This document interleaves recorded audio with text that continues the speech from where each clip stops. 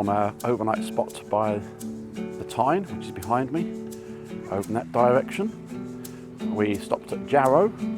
Other than some lovelorn chap deciding to play music until about 1 o'clock in the morning, it was a fantastic night. On the upside, his choice of music was rather quite good, and his music system was rather good as well. So a strange night, but nonetheless, barring the portable disco, a peaceful one. We are going to go and wander down the tunnel and see if we can get some photos for my Mage series, which may or may not appear here. CCTV is at the entrance at both ends. Can you have an entrance at both ends? I suppose so. But nothing apparently in the middle, so we're hoping not to cause too much concern amongst the locals. Time will tell.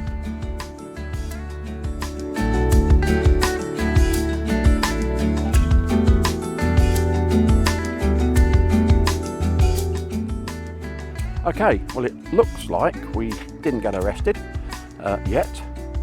Time will tell. I think we'll have to have a brew. We're going to go find a Mackey's for a cup of coffee and a bite to eat. The sheer decadence of it. And then we've got a few things to go and find today, including a statue, several statues in fact, and sort of wend our way inland a bit for tonight's overnight, which is a site we've booked. And we're going to charge up and empty tanks and fill tanks up and generally do the kind of things you do when you camper van. But just before we go, I'll show you this morning's view. And here we have the Eco Titan. This one's pretty much unladen, you can tell by the water line there. One went earlier on that was pretty much down to plimsoll. And I'm guessing, based on where we are, that is probably a refuelling vessel. Breeze chartering, something like that, I don't know. I'm not sure what that flag is on the front, I have to look that up later on. But clearly very light laden. And it's got a tug with it as well, so it's not going to do an evergreen on us. So the tug currently's got a very slack line, so the boat's making its own way. But there's a tug behind it, should the need arise. Well, that's all the excitement for this morning. Back to the van. I get myself that promised McDonald's latte coffee and whatever wrap of the day is. What can we say? The sun's come out, look at that. Good old solar cell working. We came down for a Spirit of South Shield statue, and as we're driving past, I glanced sideways through where we were going and saw a bit of a shiny reflection and saw this. We came along looking for a statue, Spirit of South Tyne, and then Google Maps told us about something called the Wolf. And I'm guessing this is the Wolf. In fact, I'm not guessing because we've looked it up. And this little art installation is called the Fleet. And I'm not generally a lover of art installations, they tend to be a bit weird, but I do approve of this one. There's 7 rather beautiful, I'm guessing stainless steel, by the fact they are still quite shiny, sailing boats. They are absolutely gorgeous. Bit of a bonus, we didn't come to see this, but here we are. The Fleet. At the Wolf. Now let's go and find the statue I actually came here for. But this is a real bonus. Here's the statue. That's the rubbish bin. Here's the statue.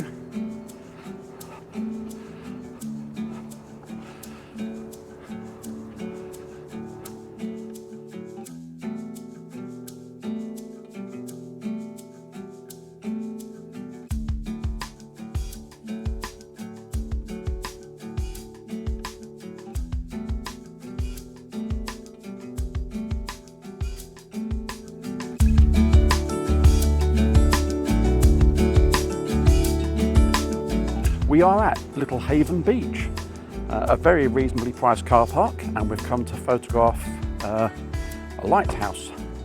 And I've also discovered an amusement arcade. Guess where we're going next? That's right, the lighthouse. Look at that for a view. That's rather quite nice, isn't it?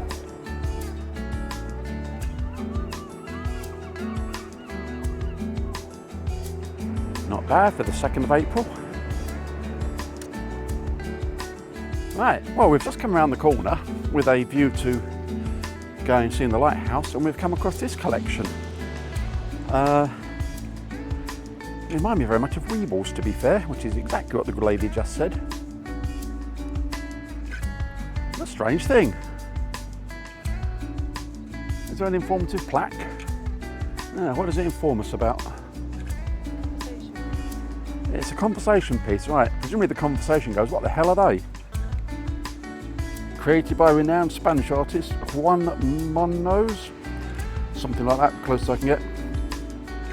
Right, alright, well, now we know.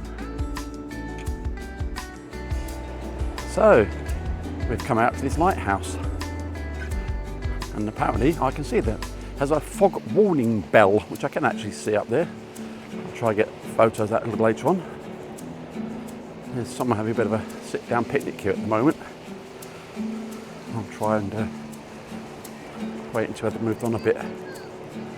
But yeah, apparently it's closed to public. According to the sign up there, it says closed to public. I wonder if that means it ever was open to public. It's a strange thing to think about. I wonder if we can get up the steps. Let's go find out. Oh, apparently we can. I'm not sure it's going to do us any good.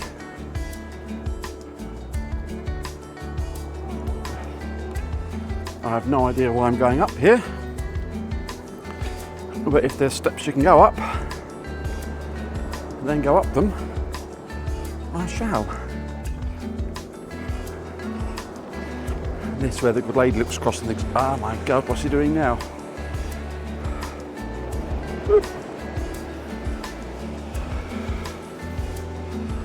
Wowza.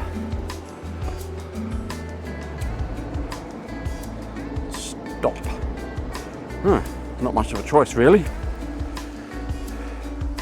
You can see it used to be a whole lot brighter red than it is currently. Now it's kind of more orange.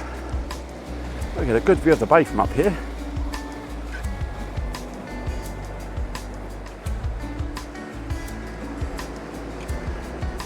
Awesome.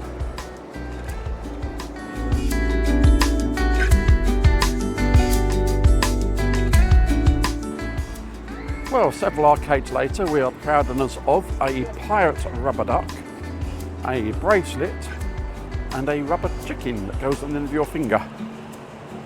I think now it's time to go back to the van. The weather's turned a little bit grey, and work out what we're going to do for lunch. Oh, and a Roman fort to discover. Hadrian's Cycleway, start to finish. Coast to coast, the Roman way. Glanaventa bathhouse and Arbia Roman fort. Well, it says it's open, the gates are open. I'm not sure if the museum bit is open or not, but there's only one way to find out. There's a rather lovely little museum there, bit dark to film in, but they've got a rebuilt section here, or reconstructed, call it what you will, and I think we're going to have a stroll over there and see what there is in there. It's quite a big site. I mean, it's a few acres to say the least. And quite a lot that remains here. And a reconstructed bit, which we'll go and find. It is a fair sized site. Like I say, we'll have a pan round. Apparently they discovered this when they demolished some more normal modern housing. It's quite a big site, as you can see. A lot of foundations, quite a few interpretive boards as well. Well, this is definitely worth a stop for. Well, we've walked over to the barrack blocks. 6 barracks were built as part of the fort in about AD 225, apparently, for the 5th cohort of Gauls. I don't know, Gauls, I don't know. Anyhow. Obviously been a bit of a reconstruct for us to have a look at. And we can go in. So guess what we're going to do? have a wander around. It's probably a bit gloomy in here, might need to adjust the light a little bit. So I have just noticed, if I go up a little bit here, sorry about that, fantastic little detail up on the chimneys there. Quite ornate. Right, onwards.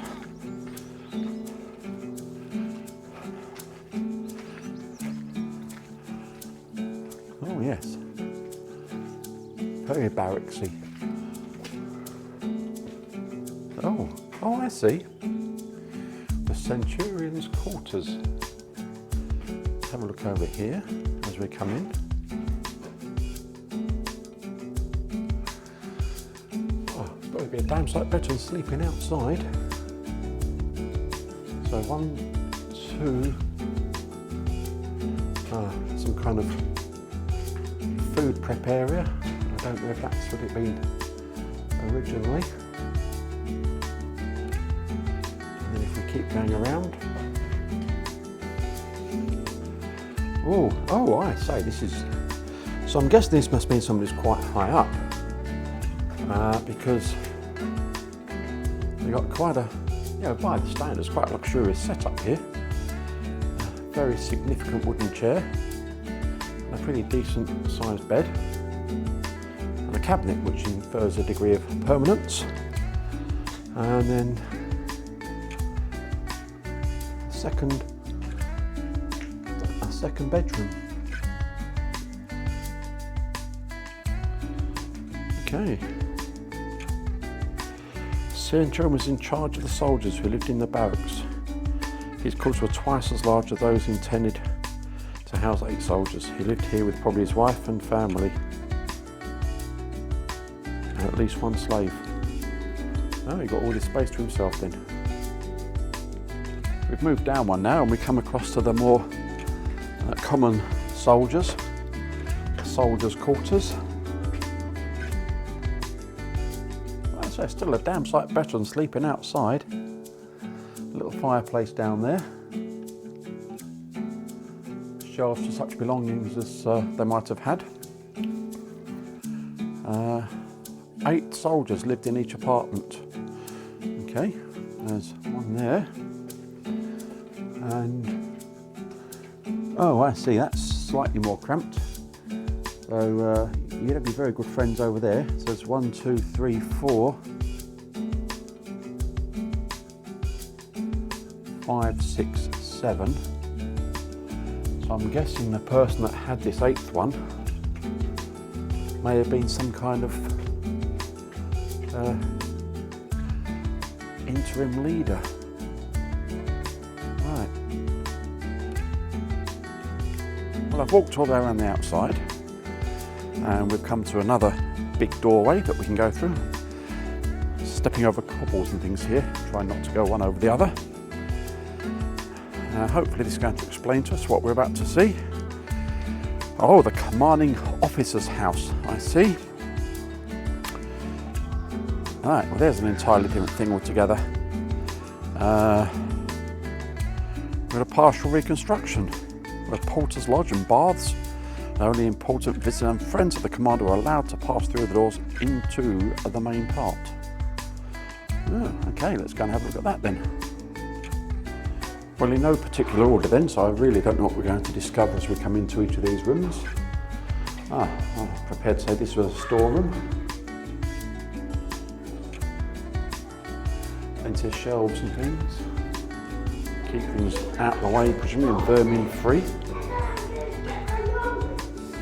And a strange thing down there. Perhaps kept some small animal alive in there. Really don't know. All right. This is not a bad looking room.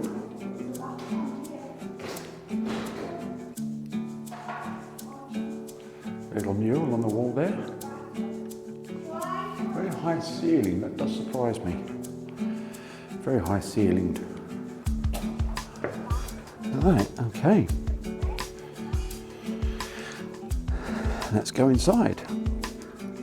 Oh, by Jove, this is rather posh. Whoa, yes.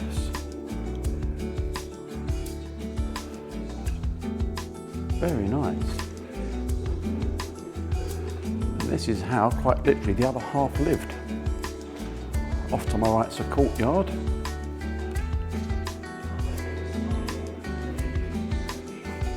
Just go past the audio visual thingy there.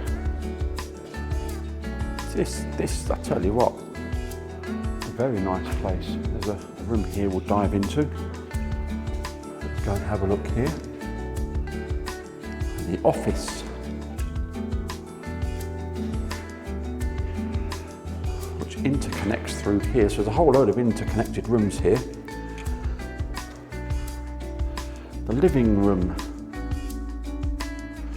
So there's 4 interconnected rooms here. This is the second. Done a lovely job of doing a reconstruct of this. And then we have a bedroom. One thing that's striking here, there's no source of heat anywhere. I've not come across any fireplaces and nothing here to suggest that it was underfloor heated. It says heat and then reads a thing that says this room had underfloor heating. Okay, fair enough. And then the last of the 4 interconnected rooms, the commanding officer's bedroom. Clearly worthy of more space than everyone else. That's a big old room. Even by today's standards, that's a fair size. Right, we've explored the inside. Let's go and have a look outside. Trying not to bang my head on doorways, so I'm never sure on the heights of doorways in these places. I'm pretty certain the rooms weren't my kind of height. Okay, we'll go around to the left here. Oh, this is a fair, oh my word. Okay. I can only assume this was some kind of communal sleeping room, which I'm bound to get gloriously wrong. The summer dining room. Of course, I forgot. There was all this sort of laying down sideways to eat, wasn't there? The triclinium. The most important room in the house for entertaining guests. It's the summer dining room. All designed to impress people. Well, it's impressed me, I'll tell you that. Triclinium. I think I need one of those. Have you had a triclinium, my dear? I don't think I have.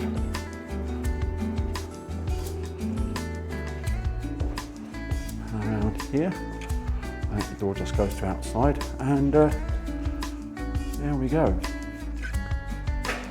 Just as we go out, I wonder what you had to do to get yourself put up on here in some kind of memorialised way.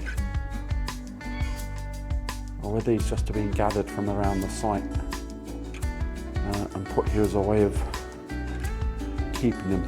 No idea.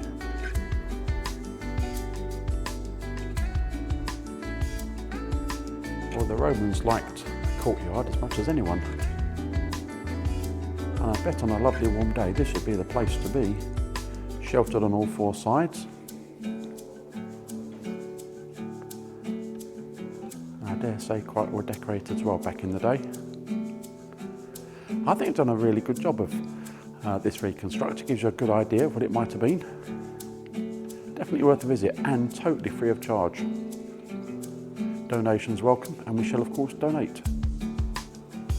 We have now come to the gatehouse, and I believe we can go upstairs and go and have a look. It's a pretty substantial hinge, very much like lockgate style, with a big pin up the top rather than a hinge as such. A pin job.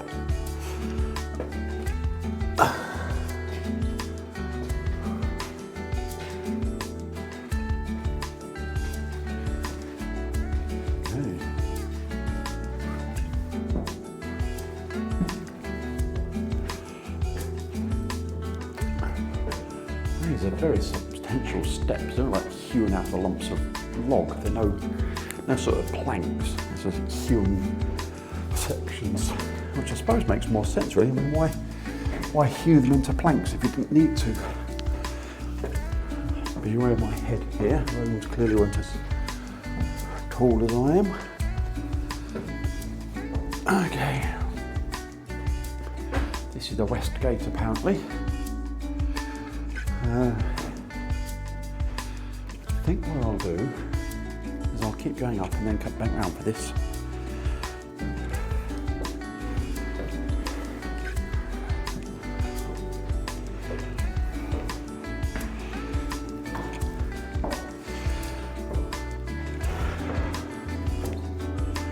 There we go.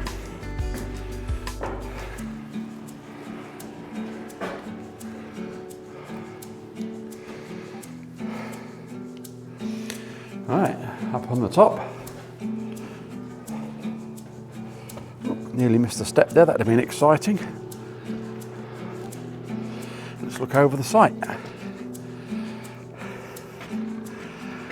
And it is, like I said, very substantial.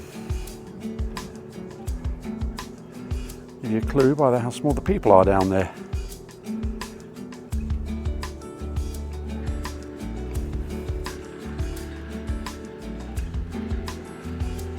Alright, let's go back this way. Bet that made you dizzy. And go in here.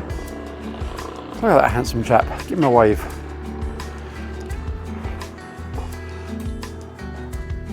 Ah, a reconstruction of the gatehouse. Let's move away from the armoury. Oh, could upset a few with those wooden spikes. And we've got some helmets over there. Plenty of tunics. Loads of boots down on the floor. Plenty of arrows, and they could do a bit of an upset, couldn't they? And of course the famous Roman shields.